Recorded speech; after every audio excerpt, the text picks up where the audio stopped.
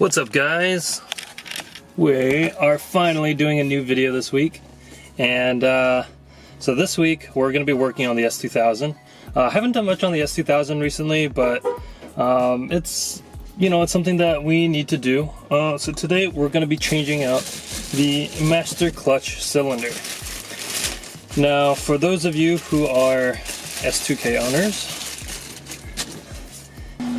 you probably know that the master clutch cylinder has a tendency to leak, and so you basically want to change it out. Now, I've purchased the Belade Sports OEM master clutch cylinder replacement, and it came pretty quickly. I've actually had this for a few months now, but originally I was going to go to Neil's, but then I read a write-up on how to do it, and to be honest, it doesn't look too difficult, so we're gonna try it.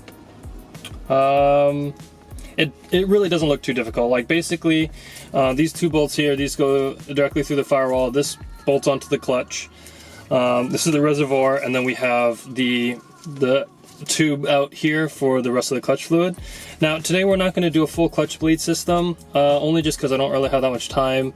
Now, you generally want to use .4 brake fluid for the S2000.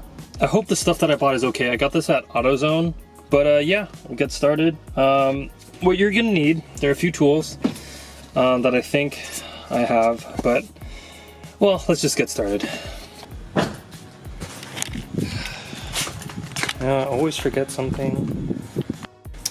Okay, so the first thing you want to do is you basically want to drain the reservoir, and you basically use a turkey baster and basically something to put it in. You don't want to get brake fluid over any part of your car, much less the paint, because if you do, brake fluid corrodes paint and it's bad. It's definitely something you want to wipe off as soon as possible. So I'm going to do that with two hands right now. Let's see if I can set this up somewhere.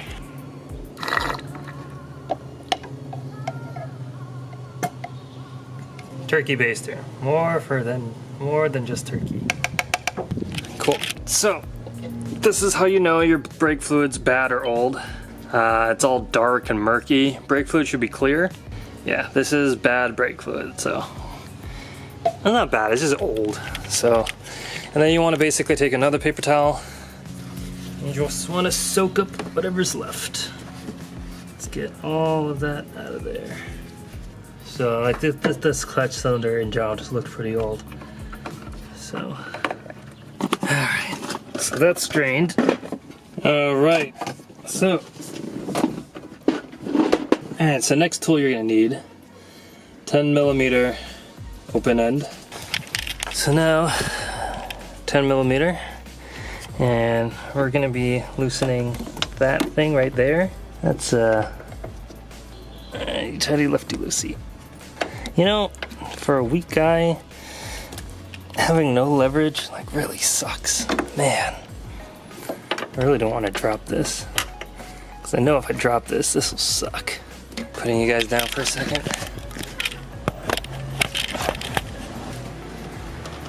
You got it.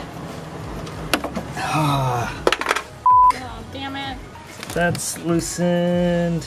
A little bit of brake fluid. Alright, I'm gonna wrap that in a towel because I don't want that to leak brake fluid all over the inside of my car, ruin the paint. That was difficult. It probably means that the person hasn't changed that part like in a while or ever. So, okay, so according to the video, we have to climb underneath the car. Oh god, not underneath the car. I meant underneath the dash. Use my trusty cell phone flashlight. So there's a pin down here called the yoke pin or whatever, and it's connected directly like to the clutch. Apparently there's a pin I have to pull out, and I don't know where this pin is.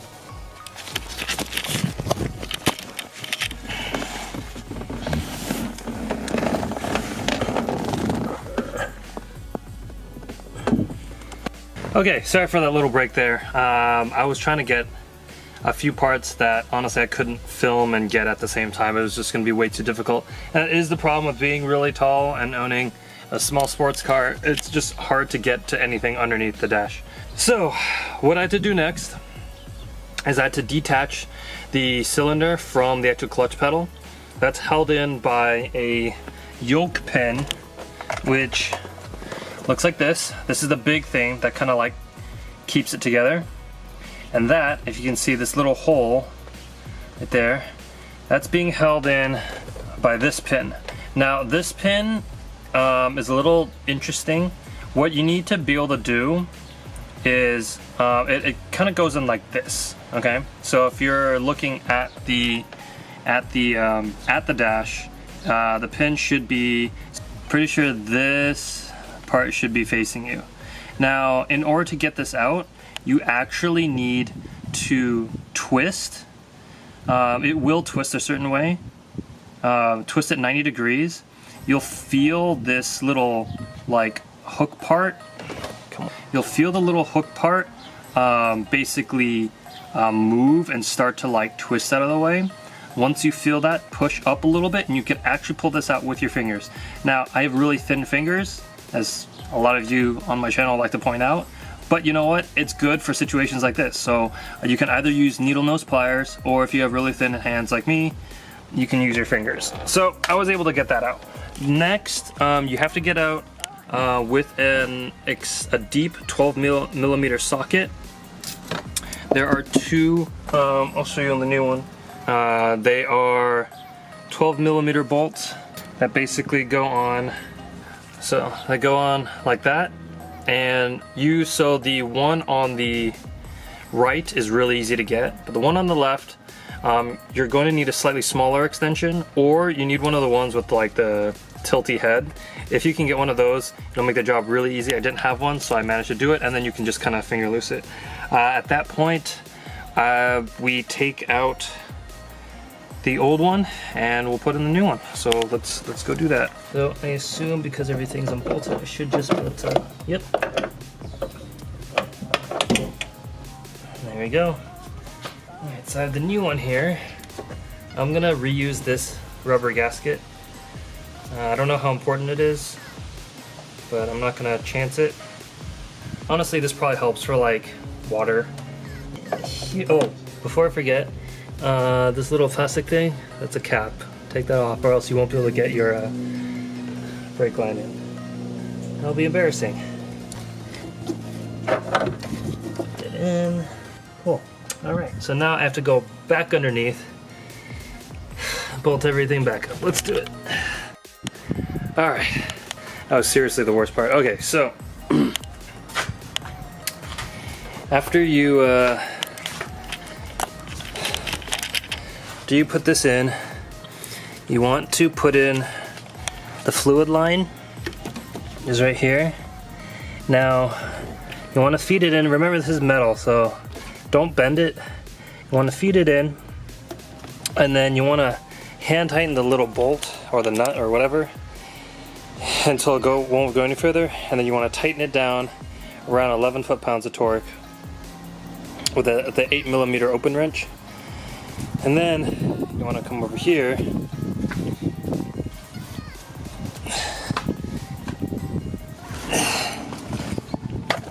then under here you want to do the two 12 millimeter bolts, and then you want to get the pin in. Now the pin getting in is kind of a pain in the butt because it's really stiff, and it's just far enough in that if you try to use your fingers, you don't have the force to push it in. That's why it's recommended to use needle nose pliers. I managed to get it in with some double-sided tape on my fingers to give it the friction I need to push it in. But yeah, you shouldn't have to do that. So needle nose pliers. I will remember that for next time. And then yeah. So now we're gonna fill up the reservoir and turn on the car. And hopefully I don't have any whatchamacallit, air pockets, because then the clutch will feel notchy and won't feel good. So put that in, fill the reservoir up. Alright, yeah, let's do that. Just watch you pour shit into another shit. Yeah. Look at me pour this shit into another shit. Glug, glug, glug, glug, glug, glug, glug. Okay, so I just filled up the reservoir. As I said earlier, we are not bleeding the system. I'm probably going to do that tomorrow. And so I guess we're going to turn on the car and see if the clutch works and if it feels okay. Honestly, it probably won't until we do a full clutch bleed. But let's, there's definitely some play in the clutch right now. But I think the clutch engagement point is super low. Let's see.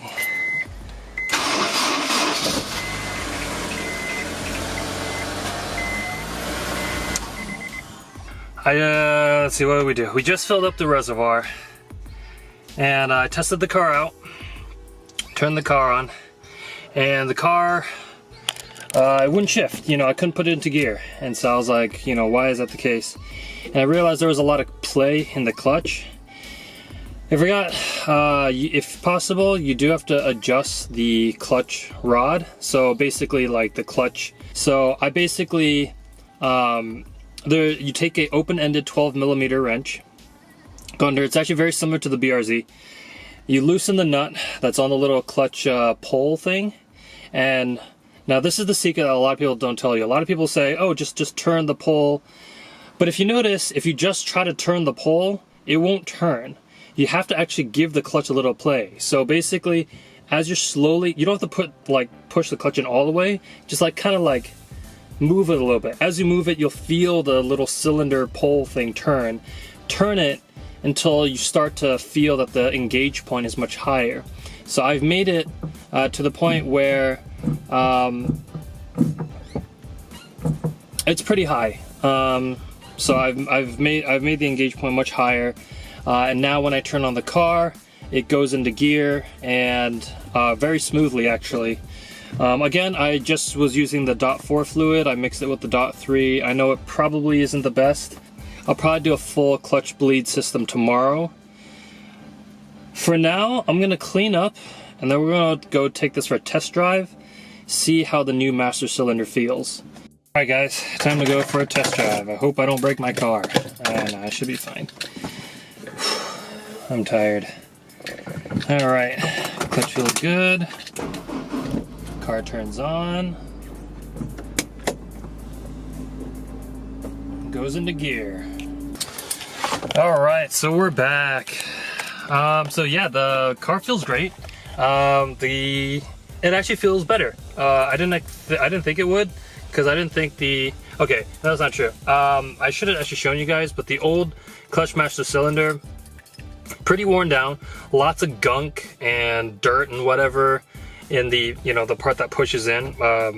Yeah, it was really dirty. So this is clean. This is I went with the Belade Sports OEM master clutch cylinder. I think they call it Plus, OEM Plus, which I'm not entirely sure what that means, but I think Belade tends to take OEM Honda parts and just improve on the design. So I got that from them. I'll probably do a clutch bleed tomorrow. And then actually, I also bought Innovate differential mounts. So I'm gonna, honestly, after this, I think I might try to install those myself. Yeah, it takes a long time for me because I've never really done this before, but honestly, it's kind of fun. And, honestly, shout out to AJ, because you know what? You do all your work on your car, and you even install the supercharger. Mad respect for that, because I didn't really do that, I had Neil do everything. So, shout out to you, AJ. You inspired me to work on my own car. I don't really have the time, but I try to make the time for it, because honestly, I feel really accomplished right now, and it's a really good feeling. If you guys don't know who AJ is, he's the guy who bought my Edelbrock supercharger. Really good buddy of mine. We actually became friends through YouTube. So, go ahead, check out his channel, follow him, subscribe to him, give him a like, give him a thumbs up. And yeah, guys, master clutch cylinder, not too bad. Took me about 3 hours, and a lot of it is just because I didn't have the proper tools. If I had the tools, I think probably would have only taken 1. If I ever have to do this again, which I probably shouldn't have to, it should only take me an hour. Yeah, not too bad. I'm definitely going to keep working on the S2000. I really enjoy this car. Car feels good. So with that, you guys, I hope you enjoyed the video. Give me a like and a thumbs up. I'll see you all in the next one.